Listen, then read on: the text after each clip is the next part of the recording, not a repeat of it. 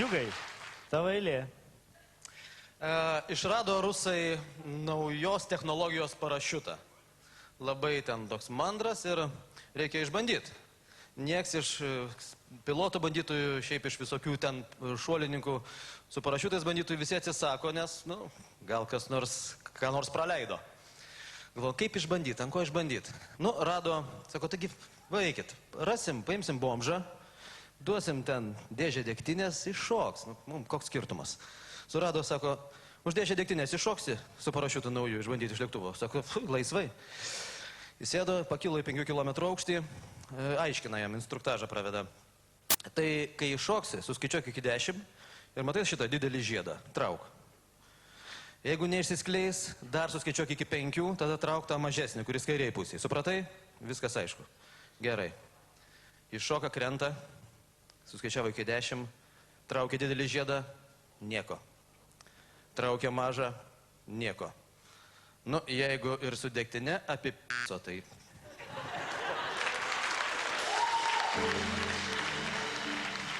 Apie parašiutistą galima, kol tu... Tai pauzę bandysiu išpildyti. Žinot, kodėl aklas niekada nešoka su parašiutu? Todėl, kad šuo vedlys tuo momentu apsišika.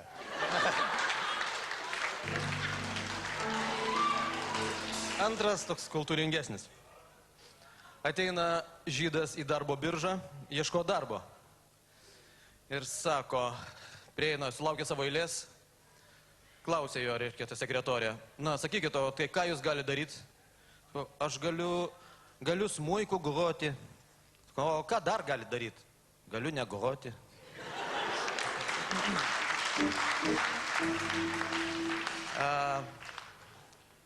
Trečias. Vadinasi taip. Šitas geriausias.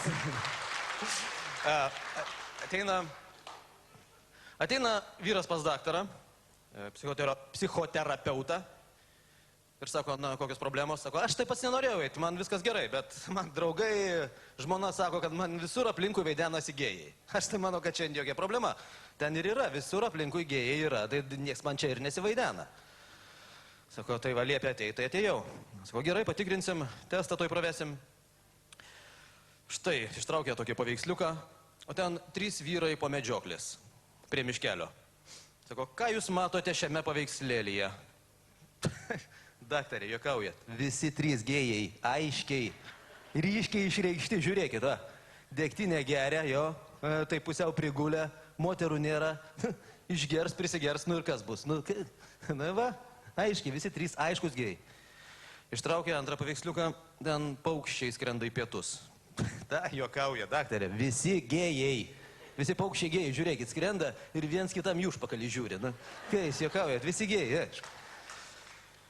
Daktaras jau susinervino, sako, gerai, o jūsų manimu, kas aš toks esu? Daktarė, iš kur pas jūs šitie paveikslėliai?